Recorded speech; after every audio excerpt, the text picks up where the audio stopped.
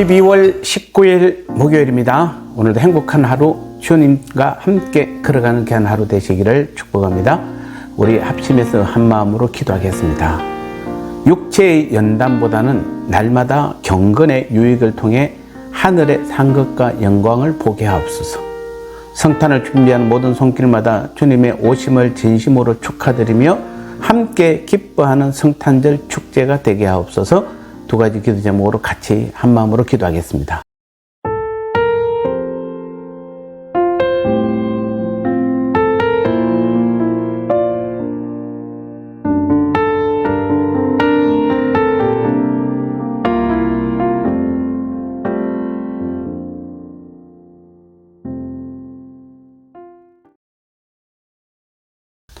말씀 나누겠습니다. 오늘 제목은 어느 것이 더 나은가 라는 제목입니다. 성도인 우리들은 가장 위대한 영광을 향해서 나아가는 사람들이 바로 우리들입니다. 디모데전서 오늘 4장 8절 말씀에 바울은 육체의 연단은 약간의 유익이 있으나 경건은 범사에 유익하니 금생과 내생에 약속이 있느니라 이렇게 말씀하고 있습니다. 자, 이는 육체의 연단이 가져다 주는 유익이 보잘것없다는 말이 아닙니다. 물론 육체의 연단도 건강을 가져다 주며 그것은 건전한 정신에도 보탬이 됩니다.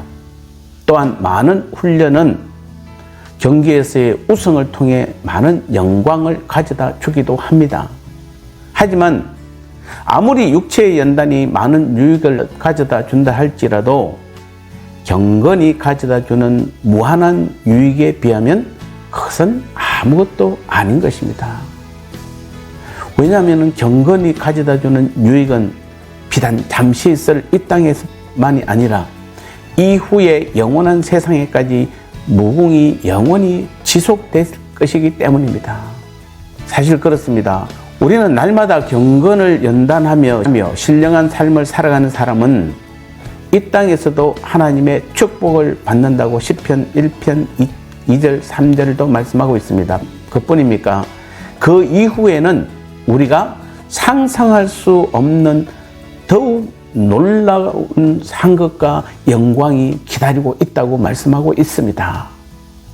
왜냐하면 그들은 주님과 함께 보좌에 앉아 만국을 다스리며 영원토록 왕노릇할 뿐 아니라 누가복음 12장 37절 말씀에 의하면 심지어 주님의 섬김까지 받을 것이기 때문입니다. 따라서 이러한 영광에 비한다면 육체의 연단이 가져다주는 이 땅의 유익이란 거의 없다고 해도 결코 과언이 아닐 것입니다.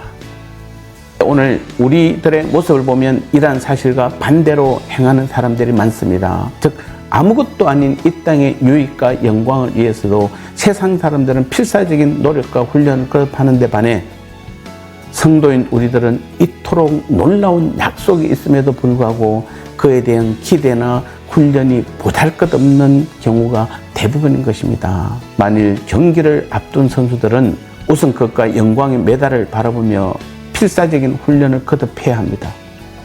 심지어 잠시 올랐다 내려올 정상 정복을 위해서도 등산가들은 모든 재산과 더 나아가 목숨까지 거는 모험을 감행합니다. 그에 비해 오늘 우리는 어떻습니까? 하나님께서 약속하신 그 놀라운 영광에도 불구하고 우리가 기대하는 또 소망하는 것은 너무나 희미하고 날마다 우리를 부르시는 주님의 음성에도 우리의 피는 너무 냉랭하지 않는지 돌아봐야 되겠습니다. 그래서 영원한 천국을 향해 달려가는 우리의 발걸음은 여전히 무겁기만 하고 이를 위한 훈련과 헌신 역시 보잘것없을 때가 많지 않습니까? 하지만 우리들이야말로 가장 놀라운 약속을 받은 사람들입니다. 금생과 내생의 약속을 받았습니다. 그러므로 오늘 우리는 다시 한번 눈을 떠서 지금 세상의 것들의 마음을 빼앗기지 말고 앞에 있는 저 영광스러운 영원한 천국을 바라보며 기대와 소망으로 가슴을 채워야 하겠습니다. 복음은 우리를 날마다 그곳으로 인도합니다.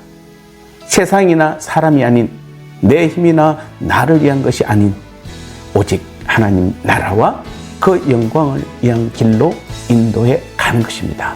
나눔의 시간입니다. 아무리 육체의 연단이 많은 유익을 가져다 준다 해도 경건이 가져다 주는 유익과는 비교할 수 없는 이유가 무엇일까요?